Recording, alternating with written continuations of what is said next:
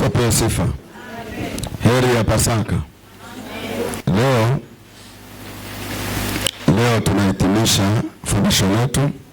Sasa nitahitaji, wakati tunasoma, nitahitaji watu watatu waje hapa mbele na Biblia zao. Nitawapa maandiko, watatusomea, alafu baada ya hapo nitaendelea. Tutasoma kwenye kitabu cha Luka na tutasoma Luka 22 mstari wa 7 hadi wa 21. Kumbuka leo tuna vitu viwili. Tuna neno ambalo ni la Pasaka lakini linaendana na meza ya Bwana. Kwa hiyo leo tunatumia mfumo huu, Luka 22 mstari wa 7 hadi wa 20. Kwa hiyo mmoja atatusomea mstari wa 7 mpaka mstari wa 11, mwingine atasoma mstari wa 12 mpaka mstari wa 15, na huyu mwingine atasoma 16 mpaka mstari wa 20. Wakati maandiko yanasomwa, naomba pale ulipo simama tuyasome maandiko hayo.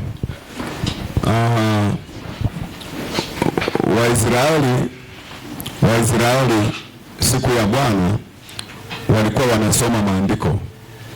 Unajua, mara nyingi tunapokuwa kwenye makanisa yetu huwa tunasoma maneno machache alafu tunahubiri, lakini wenzetu walisoma.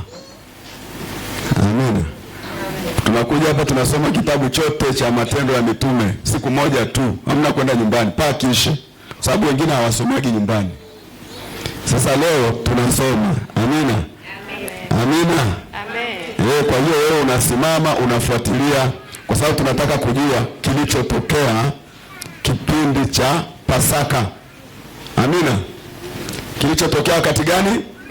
Kipindi cha Pasaka. Haya maandiko hapa ni ile jioni, ni ile siku ya jioni kuamkia siku ile ambayo Yesu alisulubiwa. Yesu alisulubiwa siku gani kwa huku kwetu? Siku gani? Ijumaa. Kwa hiyo haya maandiko yanayosomwa hapa yalifanyika Alhamisi jioni. Tuko pamoja? Kabla ile siku ambayo anaenda kusulubiwa kesho yake. Sasa tuanze kusoma. Wewe mwenye maiki uone kilichotokea. Nitasoma kwa jina la Bwana. Ikafika siku ya mikate isiyotiwa chachu, ambayo ilipaswa kuchinja Pasaka. Tunasema wote, huyu akishamaliza tu tunafuata nyuma. Ikafika siku ya mikate isiyotiwa chachu, ambayo ilipaswa kuchinja Pasaka. Sasa msimame hapo. Waisraeli walikuwa na siku ambayo walikuwa wanaita siku ya mikate isiyotiwa chachu. Ile mikate ilikuwa haiwekwi hamira. Kipindi cha Pasaka walikuwa haweki hamira, na kipindi hicho walikuwa wanachinja. Ndio maana inaitwa siku ya kuchinja, kwa sababu walikuwa wanachinja nini? Mbuzi au kondoo. Kwa ajili ya nini? Ya kuadhimisha Pasaka. Na mnakumbuka hii mbuzi na kondoo ilikuwa ni kumbukumbu ya wakati gani? Ilianza wakati gani? Kwenye kitabu cha Kutoka sura ya 12, sawa? Maana kuna wengine hapa wanatoka wanaenda kusema tumetoka kanisani Pasaka, hawajui hata kumeneni kilitokea. Ndio maana tunalazimishana hapa watu waelewe. Kwa hiyo walikuwa wanachinja wakati wa Pasaka. Na hii ilianza wakati ule Waisraeli wakiwa wapi? Misri. Wakati Mungu anataka kuwatoa, akawaambia wachinje mbuzi au kondoo, ile damu wapake wapi? Kwenye miimo ya milango. Alafu nini kitatokea? Malaika atakapokuwa anapita usiku akiona damu, hata angamiza mzaliwa wa kwanza aliyoko kwenye hiyo nyumba. Sawa? Na mzaliwa wa kwanza alikuwa ni nani? Wa wanyama na wa binadamu. Ina maana angetokea Misri akajua hiyo siri, akafanya hivyo, angekufa asingekufa? Asingekufa, kwa sababu ile ilikuwa haina yeyote ambaye amepaka tu damu. Na ndio maana sasa hivi siri ya damu ya Yesu kwenye mioyo yetu ni kubwa. Wale ambao hawapaki, anapokuja malaika wa giza, wa kuua, wa kuloga, akiona hakuna damu, ujue atapita na kuangamiza. Amina. Kwa hiyo siku sasa ilikuwa ni siku ya kuchinja kwa ajili ya maandalizi ya nini? Ya Pasaka, ambayo ingefanyika lini? Kesho yake. Tunaenda pamoja? Kuna ambaye hajaelewa jamani, nataka ukitoka hapo umeelewa. Tuko sawa sawa? Kwa hiyo tuseme ilikuwa ni Alhamisi, japokuwa siku hizo zimebadilika kidogo. Ilikuwa ni Alhamisi jioni, wanachinja, wanaandaa na mikate isiyotiwa chachu, kwa sababu yule mbuzi alikuwa akiliwa na yule kondoo anakuwa amebanikwa, na ile mikate inaliwa lakini haijawekwa hamira. Hamira sio inachachua mikate. Ilikuwa ndio desturi ya kuandaa nini? Pasaka. Lakini Pasaka ilikuwa kesho yake, lakini hapa ilikuwa maandalizi. Tunakwenda mstari unaofuata. Mstari wa 8, akawatuma Petro na Yohana. Akisema, nendeni mkatuandalie Pasaka tupate kuila. Anayesema hivi ni nani? Yesu anamtuma Petro na Yohana. Mstari wa 9. Wakamwambia, wataka tuandae wapi? Maana yake na Yesu pia alishiriki kwenye tukio la nini? La Pasaka. Mstari wa 10.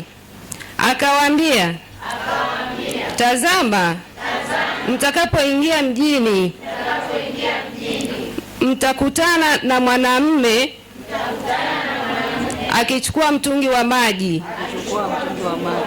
Mfuateni mkaingie katika nyumba atakayoingia yeye. Huyu mtu alikuwa ameambiwa na Bwana Yesu? Alikuwa hajaambiwa, lakini Yesu aliona kuna mwanaume mmoja ana nyumba nzuri, na hiyo nyumba nimeichagua, hapo ndipo nitakapofanyia Pasaka yangu. Wakati mwingine Mungu anataka kutumia nyumba yako hata kama upendi. Mungu anakuwa keshaandaa kwamba anatumia maisha yako, nyumba yako, familia yako kwa ajili ya ufalme wake. Uwe tayari Mungu atakapotaka kuitumia. Na huyu baba ilikuwa ni hivyo hivyo. Mstari wa 11. Na mtamwambia mwenye nyumba, mwalimu akuambia, kiwapi chumba cha wageni nipate kula Pasaka humo pamoja na wanafunzi wangu? Kiwapi chumba cha wageni nipate kula Pasaka humo pamoja na wanafunzi wangu? Huyu mtu anapoambiwa hivyo anaambiwa kwamba aliyemtuma ni nani? Yesu. Tuendelee. Mstari wa 12. Naye ataonyesha chumba kikubwa ghorofani, kimekwisha andikwa, andaeni humo. Kimekwisha andikwa maana yake nini? Sio maandishi, kimekwisha kuandaliwa. Sawa? Kwa hiyo mkatoka hapo mkasema kuna chumba waliandaliwa kiliandikwa. Ilikuwa kimeandaliwa tayari. Huyo mtu inawezekana alikuwa ameandaa kwa ajili yake tu, lakini Yesu akachagua hapo hapo. Amina. Amen. Mstari wa 13. Wakaenda wakaona kama alivyoambiwa, akaiandaa Pasaka. Hata saa ile ilipofika aliketi chakulani,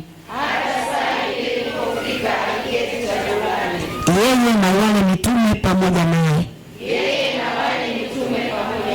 Akawaambia, nimetamani sana kuila Pasaka pamoja nanyi kabla ya kuteswa kwangu. Sasa hapo kwa nini aliamua kula ile Pasaka kabla ya kuteswa kwake? Ni kwa sababu kama angesubiri kesho yake ambayo ndio ilikuwa siku hasa ya Pasaka, yeye angekuwa ameshakufa, kwa sababu alijua kesho wanaenda kunitoa mimi kuwa dhabihu ya Pasaka. Kwa hiyo nitauawa ili nifanyike mwanakondoo wa Mungu badala ya kondoo hizi zinazochinjwa leo. Kwa hiyo nisipofanya hivi leo, maana yake kesho sitashiriki pamoja nao. Ndio maana hapa anasema, akawaambia kwamba nimetamani sana kuila Pasaka hii pamoja nanyi kabla ya kuteswa kwangu, maana nikishateswa nitakufa na matokeo yake sitakula Pasaka. Amina. Mstari wa 16. Kwa maana anawaambia ya kwamba siili tena hata itakapotimizwa katika ufalme wa Mungu. Mstari wa 17. Akapokea kikombe akashukuru akisema,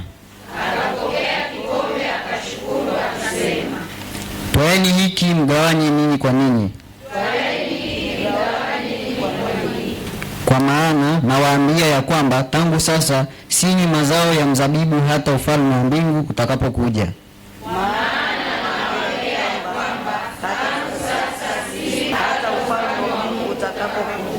Kile kikombe alichokuwa amekitoa kilikuwa ni kikombe chenye matunda ya mzabibu yaliyokamuliwa. Kwa hiyo akamwambia kwamba yeye ndio mara yake ya mwisho kwa hapa duniani, hata kunywa tena kitu cha namna hii. Maana anafanyaje? Anaondoka.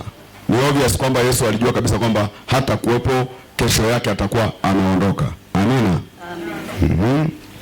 Akatoa mkate, akashukuru, akaumega, akawapa akisema,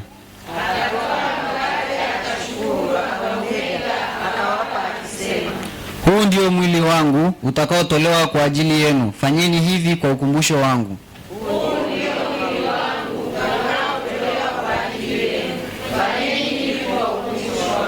Meza ya Bwana tunafanya hivyo kwa ajili ya ukumbusho wa nani? Wa Yesu. Asante.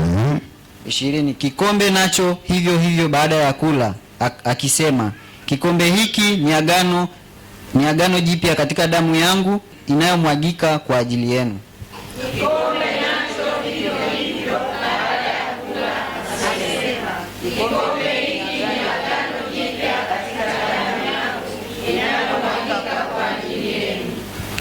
Basi inatosha. Mungu awabariki. Mnaweza mkarudi, na wewe unaweza ukakaa. Hilo ni eneo linalohusu namna meza ya Bwana ilivyotokea kipindi cha Yesu akiwa duniani, na akasema fanyeni hivyo, kila mtakapofanya hivyo mtakuwa mnanikumbuka mimi na tukio langu la kujitoa maisha yangu kwa ajili yenu. Kwa hiyo kwa kipindi hicho au kwa somo hilo nitakuwa nimemaliza session ya meza ya Bwana. Baada ya hapo tutashiriki meza ya Bwana. Amina. Amen. Nataka tu nipeleke kwenye andiko lingine kidogo tunaloelezea kifo cha Yesu. Nifafanue kidogo kuhusu kifo cha Yesu. Baada ya hapo tutamuomba Mungu, tutashiriki meza ya Bwana. Alafu nitakuacha huru kwenda kushiriki sikukuu nyumbani kwako na familia yako. Amina. Nitasoma Mathayo 27 mstari wa 45, 46, 48 na 56. 27 mstari wa 45 hadi 46, alafu 48 hadi 56. Kitabu cha Mathayo. Wale ambao hawajanipata ni Mathayo 27 mstari wa 45 hadi 46, mstari miwili hapo, alafu 48 hadi 56, na kwenda kuangalia kifo cha Yesu kilikuwaje. Ni muhimu ukajua tunapoadhimisha Pasaka nini kilitokea kwenye kifo cha Yesu. Maandiko yanasema basi tangu saa 9 palikuwa na giza juu ya nchi yote hata saa 9. Toka saa 6 wakati Yesu alipokuwa pale Calvary akiwa ameshaangikwa pale msalabani, maana hapa nazungumzia ameshatundikwa msalabani lakini bado hajakata roho. Unanielewa? Yuko msalabani hajakata roho. Pale alikaa masaa 3. Yuko tu hajakata roho bado. Masaa 3, na wakati huo Wayahudi waliomsulubisha wako chini wanamtazama waone nini kitakachotokea baada ya yeye kuangikwa. Maandiko yanasema kwa muda huo kuanzia saa 6 mpaka saa 9, na anasema palikuwa na giza muda huo wote. Yaani nchi iliingia giza, kulitokea giza. Na kwa nini kulitokea giza? Kwa nini kunatokea giza? Kunatokea giza kwa sababu Yesu alisema mimi ndio nuru ya ulimwengu. Na ilikuwa ni ishara kwa Wayahudi kwamba kumuua Yesu maana yake mmekataa nuru, mmekubali giza. Kwa hiyo giza litokea, ni ishara kwamba bila Yesu dunia ni giza. Hakuna nuru. Yaani Yesu, ndio maana ukisoma kwenye kitabu cha Yohana ile sura ya 1 anasema yeye ndiye nuru autiaye ulimwengu nuru, amtiaye kila mtu nuru. Bila Yesu ni giza. Ukiwa na dini huna Yesu ni giza. hutaliona wewe, utabaki unaona jua na mbala mwezi na nyota, utakuwa unawasha taa usiku, lakini kwenye maisha halisi rohoni uko gizani. Ndio maana mtu yote aliyekombolewa na Bwana, Biblia inasema ninyi ni nuru ya ulimwengu. Kwa hiyo wewe ni nuru. Biblia inasema mpate kung'aa, matendo yenu yapate kung'aa, ili watu wapate kumjua Mungu. Wewe sio giza, wewe ni nuru. Na Biblia inasema giza na nuru havichangamani. Kwa hiyo hakuna giza naweza kukaa na wewe. Ukiona nguvu yoyote ya giza, tunasema hivi, anasumbuliwa na nguvu za giza. Umeshasikia maneno? Maana yake kuna nguvu mbili, kuna nguvu ya nuru na nguvu ya giza. Anasumbuliwa na nguvu za giza. Ukiona nguvu za giza zinakujia, zinakusumbua, ujue kwamba hazistahili kukaa na wewe. Kuanzia leo kaziambie nguvu za giza zinazotesa maisha yako ziondoke, hazina uhalali wa kukaa na wewe, kwa sababu wewe ni nuru. Amen. Na kama saa 9 Yesu akapaza sauti yake kwa nguvu akisema, ilipofika saa 9 huku kukiwa kuna giza limefunika nchi nzima, Yesu akapaza sauti yake akasema, Eloi Eloi lama sabachthani, maana yake Mungu wangu mbona umeniacha? Watu wengine wanauliza imekuwaje Yesu anasema Mungu amemwacha?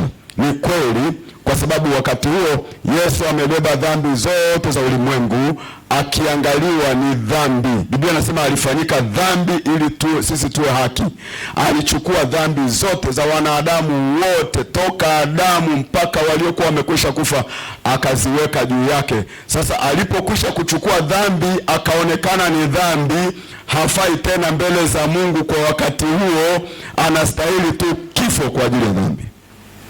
Lakini alisema ni nani aliye na rafiki ambaye yuko tayari kuyatoa maisha yake kwa ajili ya rafiki yake? Lakini anasema mimi nimeamua kuutoa uhai wangu kwa ajili yenu. Maana yake swala la Yesu kujitoa msalabani kwa ajili yako lilimfanya akakataliwa hata na mbingu. Kwa kipindi kile Mungu hakuwa tena na yeye pale kwa sababu ya uchafu wa dhambi. Ndio maana Mungu hachangamani na dhambi. Ukitaka kuishi vizuri, jitenge na dhambi. Binti, jitenge na dhambi. Kama hautaki giza lije kwenye maisha yako, unataka uishi kwa amani pasipo mashetani kukushambulia, jitenge na dhambi. Vijana, jitenge na dhambi. Dhambi ya zinaa kaa nayo mbali, ikiwepo dhambi ya tamaa. Maana unaweza usizini kwa kuzini, lakini tamaa zikakufunika kiasi kwamba giza linakufunika pia. Biblia inasema tukiangusha mawazo na chochote kinachoinuka katikati ya maisha yetu. Yesu alipokuja anasema imeandikwa usizini. Lakini mimi nawaambia hata mtu akimtamani mwanamke kwa kusudi la zinaa, amekwisha kuzini naye. Itakuja kuwaje sasa kwa wewe ambaye umezoea tamaa kuzini kabisa? Na ndio maana wengine wanashambulia, sema lakini mchungaji, mimi nashambuliwa sijazini kabisa. Unakuta vitu vya tamaa vimemjaa. Ikatae tamaa, shusha tamaa, inaondoka. Unasikia mtumishi wa Bwana? Ukikataa zinakimbia. Mimi nakwambia unaweza kuishi bila hizo. Biblia inasema jicho lako likikukosesha ling'oe. Maana yake sio kwamba utachukua kabisa kwa leo ling'oe, lakini maana yake liepushe na kile kitu ambacho saa zote zinaangalia. Nikizungumza hivi mwingine ananiangalia tu, lakini haelewi hata ninachosema. Nasema hivi, kumwangalia, kutamani, kuwaza, watu wanaofanyaga, vijana wanaofanyaga masturbation, kujichua ili kutosheleza mahitaji yao ya mwili, wanafanya dhambi kama dhambi nyingine tu. Maana ile ni tamaa imekaa ndani mpaka ameshindwa kuitawala. Akishindwa kuitawala, anatafuta vitu vya kumsaidia kupunguza ile pressure ya tamaa. Hiyo yote ni zinaa. Watu wanaoangalia picha za ngono na kuamsha tamaa wanafanya zinaa kupitia mawazo yao. Maana wanapoangalia picha za ngono wanashindwa kujitawala. Watazama ngono wote wanaoangalia kwenye mitandao wamekuwa addicted na hawawezaji kuacha, kwa sababu shetani anakamata mioyo yao na saa zote anawawazisha ngono. Kwa hiyo inabidi warudi kule kuangalia mangono kila saa. Na kwa sababu hiyo uwepo wa Mungu unapotea, maombi yanapotea, uhalisia wa Ukristo unapotea, unakuwa ni mtu wa kutangatanga jangwani, huwezi kuomba maana mbingu zimefunga, hazisikii sauti yako. Kumkosa Yesu ni giza. Ndio maana wengine wameokoka. Unajua saa nyingine kwenye makanisa yetu tunawatenga watu ambao wamefanya dhambi, dhambi imejulikana. Lakini kuna madhambi mengi tu ambayo hata hayajulikani. Unamtenga mtu ameanguka, ameshikwa kwenye zinaa, lakini unamwacha mwenye tamaa, anafanya masturbation, anaangalia picha za ngono usiku kucha, unamuona ni mwenye haki, lakini kitu kinachoonekana kwa huyu mtu ni kunyonywa kiroho. Dalili mojawapo ambayo sisi tunaiona kama watumishi wa Mungu kwa mtu ni matunda yanayotokea kwenye maisha yake ya kiroho. Tunakuangalia umedorora tu, huna chochote kanisani. Tunakuangalia umedorora tu, huwezi hata kuhudhuria, hata kuwahi ibada huwezi, umechoka. Tunakuangalia unakuja kanisani, hata vipindi vya maombi huwezaji, hata kuomba, hata kuabudu huwezi. Kwa sababu gani? Mbingu zimezuia kila kitu, kumefunga, kwa sababu huna upenyo. Una upenyo. Tunasema Pasaka ni nguvu ya Mungu iliyoachiwa kuwafufua waliokufa. Fufuka kutoka kwa wafu. Anza kuelewa kwamba mimi baada ya Pasaka hii sitaki kuwa hivi, na hii ni kukata shauri. Usikubali kufa. Haleluya. Yesu ametutengenezea njia. Yesu ametuhamisha kwenye kifo chake, kutoka kwenye mauti kwenda kwenye uzima. Ametutoa kwenye giza kwenda kwenye nuru. Ukiona bado unatembea gizani, kataa, wewe sio mwana wa giza, wewe ni mwana wa nuru. Amen. Amina. Amen. Kataa giza. Sikiliza, dunia hii ina waovu wengi na wamehalalisha uovu. Jiepushe nao. Ndivyo ilivyokuwa wakati wa Sodoma na Gomora. Ilifika level hii tulionayo. Watu wanafikiria zinaa, watu wanafikiria uharibifu, watu wanafikiria mambo ya hovyo, na wale waliofuatana nao ndio walioangamia wote, wakabaki watu wachache waliomtafuta Mungu. Na maandiko yanasema kabisa ndivyo itakavyokuwa. Kama ilivyokuwa wakati wa Sodoma na Gomora, ndivyo itakavyokuwa kwa kizazi hiki. Usije ukakaa ukaona mwenzako ameacha imani, amedorora, hahudhurii vipindi, yuko tu, anazungumza vitu vya ovyo, ukajiunga naye. Wewe umetengwa. Sikiliza, wajapokuwa wapo watenda dhambi wengi sana duniani, haikuhusu wewe mtu wa Mungu. Haikuhusu. Sawa, wanazini sana, tena waliokuzunguka wote wana wapenzi, lakini wewe umetengwa, hawakuhusu. Achana nao. Sawa, hawaombi, wanalala tu, hawataki hata maombi, hawataki hata kusoma neno la Mungu, na unawaona wanafanya hivi, wanaangalia TV, wanaangalia simu muda wote, lakini wewe haikuhusu. Kuna kitu Mungu amefanya juu yako. Na sikiliza, kuna miaka inakuja huku mbele utakapokuja kukumbuka kipindi ulichokaa duniani na vitu ulivyokuwa unafanya na uchafu ambao ulikuwa unaishi katika huo, utasema ningelijua. Kwani muda wenyewe wa kukaa hapa duniani muda gani? Mfupi sana. Sio ukaona hivi ukasema mimi nipo tu. Hamna. Sikiliza, kila siku vyombo vya habari, watu wanatoka, anaenda kwa mjomba, anafika barabarani, ghafla ajali, ameishia hapo. Kiugonjwa cha ajabu, mtu anaondoka. Tumezungukwa na maadui kila kona. Utakuwa salama wapi? Jenga nyumba yako nzuri, fanya nakshi zote. Hilo ni jumba tetemeko likija linakuangukia, linakufukia. Tengeneza chakula chako kizuri. Chakula sasa hivi kimejaa sumu, kemikali kila mahali. Mchicha unapigwa sumu, ng'ombe wanapewa dawa zenye sumu, kuku wanapewa kemikali yenye sumu, ukila nyama ina sumu, ukila mboga za majani zina sumu, ukila karoti imewekewa sumu, ukila nyanya imewekewa sumu. Kwa hiyo muda wote tunazungukwa na kifo. Kwa hiyo wewe mche Mungu. Mche Mungu mpendwa. Nasikia watumishi wa Mungu, mche Mungu. Umepewa nyakati na majira vifupi tu. Nasikia wapendwa? Amen. Kaa kwa nidhamu, utaona mbingu zinatembea na wewe. Usifanye kwa sababu mchungaji yupo, fanya kwa sababu mbingu zinakuona. Utaishi kwa furaha, utaishi kwa amani. Vinginevyo mamisukosuko ya bahari hayataondoka. Mlimuona Yona amefika mpaka mizigo inatolewa kwenye meli, inatupwa baharini kwa sababu ameingia mtu mmoja, bahari yote ikachafuka, meli yote imechafuka. Unasikia watumishi wa Bwana? Mungu ananipa kuzungumza hayo, sikuwa nimeyapanga. Lakini ukisoma ule mstari ya 48, Biblia inasema mara mmoja wao akaenda mbio, akatoa sifongo, akaijaza siki, akaitia juu ya mwanzi, akamnywesha. Mtu mmoja wakati Yesu akiwa pale juu, wakati analia anasema, Mungu wangu, Mungu wangu, mbona umeniacha? Mtu mmoja akakimbia akachukua sifongo. Sifongo ni kama sponji.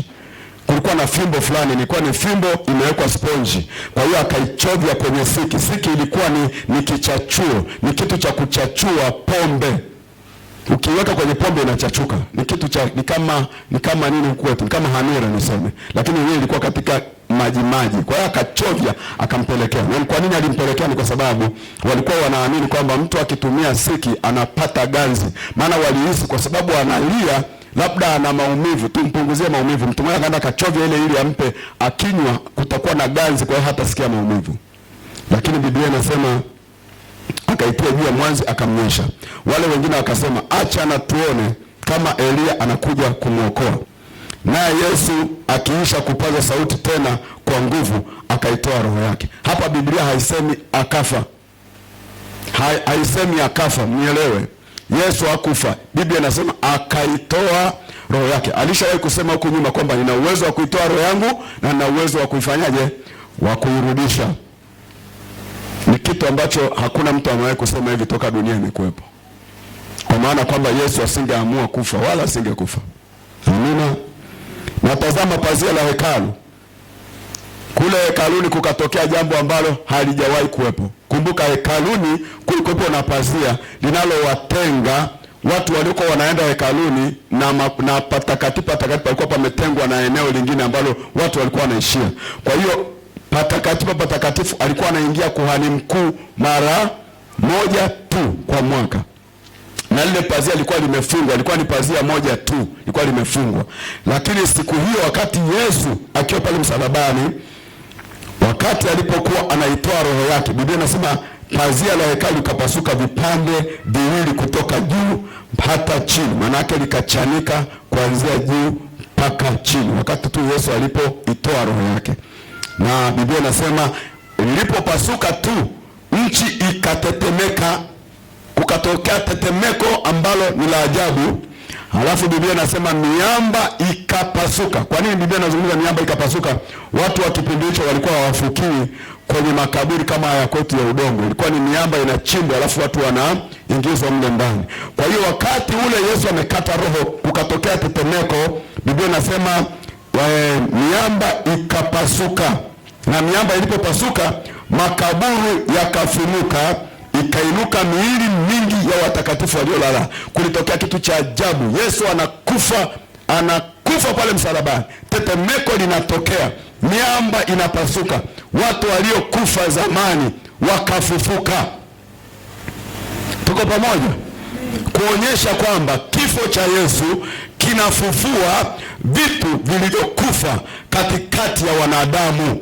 Kuna watu, sikiliza nikwambie, kuna watu ambao leo hii wamefukiwa, wako kwenye ardhi, lakini wamekufa kwa kudhulumiwa tu, lakini wasingestahili kufa. Watu hawa walikuwa wameuawa na mashetani kabla ya wakati wao, lakini Yesu alipokufa tu, kile kifo chake kilifanya waliodhulumiwa maisha duniani wakarudishwa wapate kutimiza miaka yao ambayo mashetani walikuwa wamewadhulumu. Na sisi tunasema ya kwamba kwa kifo cha Yesu msalabani, chochote ambacho mashetani wametudhulumu kinaweza kikarudishwa tena, kinaweza kikaja tena kwenye maisha yetu. Hata kama imepita miaka, lakini tunaweza tukakiona tena tunapojua nguvu ya mauti ya kifo cha msalaba. Haleluya. Kwa hiyo kwetu sisi tunafanyaje? Tunapokumbuka Pasaka, tunadai haki zetu, tunadai miaka yetu ambayo tumedhulumiwa katika uso wa nchi, tunadai vitu ambavyo tulistahili kuwa navyo, shetani akavizika. Tunataka hivyo vitu virudishwe tena. Hivi vitu havitakuja tu, vinahitaji watu mashujaa wenye kuvidai. Lakini Yesu alipokufa, ukisoma kabla sijamalizia, ukisoma Kwanza nimalizia hapo. Nao wakiisha kufufuka kutoka makaburini mwao baada ya kufufuka kwake, wakaingia mji mtakatifu, wakawatokea wengi. Yaani watu walikuwa wanajua baba mdogo alishakufa, wanashangaa ametokea. Shangazi alishakufa, wanashangaa ametokea. Yesu anaonyeshaje? Baada ya kifo kuna uzima tena. Baada ya kifo kuna kufufuliwa tena. Kifo sio mwisho wa maisha. Hawa walishakufa, lakini Yesu akaonyesha kwamba baada ya kifo changu kuna ufufuo. Watu watafufuka tena. Kuna maisha tena baada ya haya tulio nayo. Haleluya. Haleluya. Hiyo vitu ni vitu vya kujua kwamba Yesu hakufa kama wanadamu wengine. Aliposhuka chini ya pande za nchi ndipo akawatoa wale watu. Na ukisoma katika kile kitabu cha Petro wa kwanza ile sura ya 3 mstari wa 18 hadi 20, Biblia inasema kwa maana Kristo naye aliteswa mara moja kwa ajili ya dhambi, mwenye haki kwa ajili yao wasio haki. Yesu aliteswa mara moja kwa ajili ya dhambi, lakini akiwa mwenye haki kwa ajili yao wasio haki, ili atulete kwa Mungu. Mwili wake ukauawa, bali roho yake ikahuishwa, ambayo kwa hiyo, tusome wote hapo, ambayo kwa hiyo aliwaendea roho waliokaa kifungoni, akawahubiri watu wasiotii hapo zamani uvumilivu wa Mungu ulipokuwa ukingoja siku za Nuhu, safina ilipokuwa ikitengenezwa, ambapo ndani yake wachache, yaani watu 8 waliookoka kwa maji. Hapa Biblia inazungumza wakati Yesu amekufa pale msalabani. Wakati alipokufa, Biblia inasema alishuka mpaka pande za chini za nchi, akaenda kuwafuata watu waliokuwa wamefungwa kwenye vifungo vya mauti. Maana yake alienda kuzimu, ambako watu wanaokufa walikuwa wanapelekwa kule. Unajua baada ya Yesu kuja ndio paradiso ilikuwepo. Yaani kabla ya hapo kulikuwa hamna paradiso. Na Yesu ndio wa kwanza kutaja nini? Paradiso. Kwamba baada ya Yesu kuja makao ya watakatifu wanaokufa wakiwa wanasubiri hatima yao ya mwisho, hawaendi tena wapi? Kuzimu. Kama mnamsoma habari ya Lazaro pamoja na yule tajiri, Biblia inasema walipokuwa kule nini? Kuzimu. Na inaonekana wote walikuwa kuzimu, ila kulikuwa na shimo tu linalowafanyaje? Linalowatenga. Lakini Yesu alipokuja akasema, akamwambia yule mtu aliyesulubiwa naye pale msalabani, akamwambia leo hii utakuwa na mimi wapi? Paradiso. Kwamba Mungu alitengeneza mpaka makao mapya ambayo hayajakuwepo kwa watakatifu watakao kufa baada ya Yesu kufa msalabani. Tuko pamoja? Kwa hiyo kuna kitu kilitokea, kukatengenezwa makao mapya yanaitwa paradiso. Sasa hapa maandiko yanasema Yesu alishuka, Yesu aliwaendea roho waliokaa kifungoni akawahubiri. Kwa lugha nyingine, Biblia inasema hakuna mtu ambaye hatasikia injili, si ndio? Nini Yesu alichofanya baada ya kufa pale msalabani? Biblia inasema aliwaendea wale watu waliokuwa kifungoni. Maana yake watu waliokufa miaka yote toka kuumbwa kwa Adamu, wale wote waliokufa, Yesu akashuka kaenda kuzimu. Alipofika kule, Biblia inasema akawahubiri. Unajua sisi tunatafsiri vitu kwa muda, kwa sababu sisi tuna muda, lakini kwenye ulimwengu wa roho hakuna muda. Yaani hakuna kusema saa 6 mpaka saa 8. Kule hakuna. Kule unaishi tu. Na hata mbingu mpya na nchi mpya itakapokuwepo hakutakuwepo na muda, kwa sababu ni milele. Sasa milele na muda gani? Unajua sisi tuna muda kwa sababu hatuna umilele hapa duniani. Lakini kutakuwa kuna umilele. Mambo ya siku, Jumatano, unajua Jumatano inaishia hapa. Unajua Jumapili inaishia hapa. Tukifika kule hakuna Jumatano, hakuna Jumapili, ni siku tu. Hakuna kumekucha. Sio, mnanielewa? Mbingu ni kitu kingine cha ajabu sana. Kwa hiyo Yesu kwa muda ule tu amekata roho, kwa sababu ni roho, akaenda kule kwenye vifungo kuzimu, akafika kule kwa muda mfupi ule akawahubiri waliokuwepo kule. Wengine wakampokea huko, na kule alipowahubiri wale waliomkubali akawatoa juu ya nchi, wakafufuka. Akaanza kuwatokea watu. Biblia inasema wakawatokea watu Yerusalemu. Watu wakaona wajomba, wakaona mashangazi waliokuwa wamekufa zamani. Biblia inasema alishuka mpaka, andiko lingine nasema alishuka mpaka pande za chini za nchi, akaenda akawahubiri waliokuwa mumo. Ndio maana kwenye ufufuo hakuna mtu atakayesema sikusikia habari za Yesu. Hawa walioko wazima huko duniani lazima watasikia wote. Na mimi nakwambia kitu cha ajabu kilichoko duniani, hakuna mtu ambaye hatasikia habari za Yesu. Hata watu wanaoishi porini, vyombo vya habari vinafika kila mahali. Kuna mtu tu atasikia habari za Yesu tu. Ni upinzani tu na ubishi wa watu, hawamtaki Yesu, lakini habari za Yesu watazisikia tu. Hivi ninapohubiri hivi, kuna mtu atakaa chumbani kwake na atasikia habari za Yesu. Bwana Yesu asifiwe. Kwa nini? Ili hukumu ya Mungu iwe ya haki. Mtu asije akasema kwamba mimi sikusikia. Hata Adamu aliyekufa miaka hiyo yote ameshasikia habari za Yesu. Biblia inasema alishuka kwenda kuwahubiri wale watu ambao walitangulia kufa vipindi vyote mpaka kipindi cha Nuhu. Hata wale walioangamizwa na gharika ya Nuhu walisikia injili ya Yesu, maana alienda akawahubiri kule. Kwa maana tunasema kifo cha Yesu sio cha kawaida.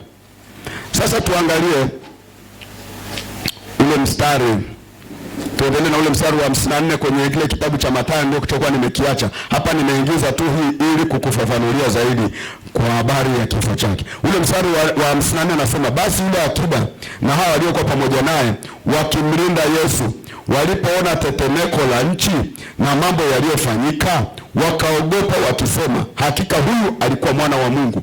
Ndio mara ya kwanza kwa Wayahudi waliomtesa Yesu kukiri hadharani. Walikuwa wanampinga Yesu popote, tena walifika mahali pa kumuua kwa sababu tu alisema yeye ni nani? Ni mwana wa Mungu. Lakini hapa hao wapinzani walipoona yale matukio, wakaona watu wamefufuka, wakaona wamekaa gizani masaa 3, wakaona huyu mtu sio kawaida, wakasema huyu hakika alikuwa mwana wa Mungu. Na wale wabishi wanaosema Yesu sio mwana wa Mungu, hapa wabishi wenzao walikubali, wakasema Yesu ni mwana wa Mungu. Palikuwa na wanawake wengi pale wakitazama kwa mbali. Hao ndio waliomfuata Yesu toka Galilaya na kumtumikia. Miongoni mwao alikuwa Mariamu Magdalena na Mariamu mama yao Yakobo na Yusufu na mama yao na wana wa Zebedayo. Ukisoma Mathayo 28 mstari wa 1 hadi 15, nao wale walipokuwa wakienda, tazama baadhi ya askari waliingia mjini, wakawapasha wakuu wa makuhani habari za mambo yote yaliyotendeka. Hapa Yesu amefufuka. Yesu alipofufuka, kumbuka wale makuhani wakuu wa makuhani walituma maaskari wao kwenda kaburini, kwenda kulinda lile kaburi ili kuhakikisha Yesu hatoki. Si kama hiki kitu mmeshakisomaga. Yaani wale waliomuua walisema hivi, haka kajamaa ni kajanja, tunaweza kuwa tumekaua kakafufuka, maana kalishasema katafanyaje? Katafufuka. Sasa tumeni maaskari wakae pale ili kakifufuka wakakabe hapo hapo. Kwa hiyo wakatuma maaskari wakaenda wakalinda pale. Ndio Mathayo anasema wale maaskari walipokuwa wakienda, tazama baadhi ya askari waliingia mjini, wakawapasha wakuu wa makuhani habari za mambo yote yaliyotendeka. Wakakusanyika pamoja na wazee, wakafanya shauri, wakawapa askari fedha nyingi. Yaani Yesu sasa amefufuka. Na ukisoma kile kifungu Yesu alipofufuka, Biblia inasema waliogopa mpaka kama vile walitaka kukata roho. Ukisoma huko nyuma huko, kwa sababu hicho kishindo kilichotokea hapo na malaika wakatokea pale, walichanganyikiwa. Biblia inasema walizimia, hata nguvu hazikuwa ndani. Hao ni walinzi hao. Yaani mnapewa kwenda kulinda alafu mnazimia mpaka mnataka kukata roho. Sio mchezo. Walipotoka hapo mbio wakakimbilia kwa mabosi wao, wale walioandaa kifo cha Yesu, wale waliomsulubisha. Wakaenda haraka, wakaenda wakawaambia, jamani, yule jamaa amefufuka, na namna alivyochomoka kaburini hata hatujui amechomokaje, lakini hayupo. Yaani kaburi liko tupu, katoka, hayupo. Alisema atafuka, kafufuka kweli. Sasa mstari unaofuata hapa, maandiko yanasema wakakusanyika pamoja na wazee. Wakaitana tena wale wazee, wale wauaji, wale waliomsulubisha, wote wakahitaji. Wazee wa makuhani, Mafarisayo, Masadukayo, jamani tukae kikao cha dharura. Nini? Yesu kafufuka tena jamani. Yule mjanja amechomoka, ametoka. Ndio maana wakati mwingine watu wenye Yesu tunaponywa kwa namna za ajabu. Tunapita kwenye vitu vya mauti na tunatoka, yani mpaka wanashangaa, wanasema yule mjanja bado yupo, yule ambaye tulifikiri angeshazikwa anaishi, yule ambaye tulifikiri juzi angepata ajali ni mzima, yule ambaye tulimtegea balaa akaanguka na gari amechomoka mzima, kwa sababu nguvu ya Yesu iliyomfufua kutoka kwa mauti inaishi pamoja na watu wa Mungu waliompokea. Yesu yuko ndani yako, ana uwezo wa kukuponya, ana uwezo wa kukuokoa dhidi ya mauti yoyote. Haleluya, tumeponywa. Haleluya, tumeokolewa. Biblia inasema tumeokolewa kwa neema. Amina. Wakasema kamechomoka kale ka jamaa, hakapo, pamebaki vitambaa tu vimefungana. Anasema wakakusanya pamoja, wakafanya shauri, wakawapa askari fedha nyingi, yani ilibidi wawahonge, rushwa ilitembea. Kwa nini wanawahonga? Biblia inasema wakisema, wanawaambia wale maaskari, wakisema semeni ya kwamba wanafunzi wake walikuja usiku wakamwiba sisi tulipokuwa tumelala. Sasa nyinyi maaskari mmepewa kwenda kulinda, alafu tena mnasema hivi Yesu alikuja akaibiwa usiku tulipokuwa tumelala. Mlikuwa mnalinda, mlikuwa mnafanyaje? Kwa hiyo akaambia semeni tu uongo, tutawapa nini? Hela. Kwa hiyo maaskari nao walipata cha juu, walipigwa noti za kutosha ili waseme nini? Uongo. Na mimi nataka nikwambie hivi, ule uzushi na ule uongo unaendelea mpaka leo. Kuna watu hawaamini Yesu amesulubiwa, kuna watu hawaamini Yesu amekufa, na wanaendeleza ule uongo na wanausambaza na wanauchochea kuambia watu Yesu hakufa, sijui paliletwa mtu mwingine akawekwa pale, ilikuwa tu ni mazingaumbwe. Waongo. Hebu sema waongo. Sema waongo. Na unajua ni kwa nini wanataka kufuta kifo cha Yesu na kufuka kwake? Ili kutufanya sisi tusipokee muujiza uliotokana na ufufuo wake. Ili kwamba sisi kile kilichofanyika pale msalabani tusikipokee, na kuna muujiza mingi imefichika kwenye ufufuo wake, ya kwamba inaonekana kwamba katika ufufuo wake ndipo kuna miujiza mikubwa sana ambayo imetokea. Ndipo kwenye miujiza mikubwa sana ya watu kufunguliwa, ya watu kuponywa, ya watu kupitishwa kwenye mambo magumu na wakaokolewa, imefichwa kwenye kufufuka kwa Yesu. Sasa ili kufunga hicho kitu kisikubalike, kisipendwe, kisisemwe, mpaka leo kuna wazushi wanasema Yesu hakufa, lakini sisi tunaamini alikufa, alifufuka, alipaa na anaishi katika upya wa uzima. Na unajua wanapokataa kwamba Yesu hakufufuka wanamaanisha nini? Pia wanamaanisha kwamba Yesu hana nguvu yoyote wala hayupo, alikuwa binadamu wa kawaida tu, na nyinyi mnaomtegemea mnapoteza muda kwa sababu alishakufa na alishazikwa. Wanataka kumlinganisha na manabii wengine waliokufa, kina Elia, kina Elisha, kina nani, hao waliokufa zamani. Yesu ni wa kipekee, Yesu yuko hai, Yesu anatenda miujiza, Yesu anawaokoa watu kutoka kwenye majanga, Yesu bado anaponya. Alikufa mwili, lakini alipofufuka ana nguvu maradufu kuliko alizokuwa nazo, kwa maana ana uwezo wa kuwepo mahali popote, saa yoyote, majira yoyote. Ana uwezo wa kuwepo hapa na akawepo dunia yote, kwa maana yeye yuko kila mahali kwa sasa, tofauti na alivyokuwa yuko Yerusalemu, wakamuulia pale Yerusalemu, lakini hakuwa mahali pengine. Leo yuko kila mahali. Bwana asifiwe. Kwa hiyo mtu asikudanganye kwamba Yesu hakufa wala hakufufuka. Biblia inasema wakasema semeni ya kwamba wanafunzi walikuja usiku wakamwiba sisi tulipokuwa tumelala. Nao wa maaskari wakajitetea wakasema, je Pilato atakaposikia kwamba tulilala, huoni kwamba tutahukumiwa?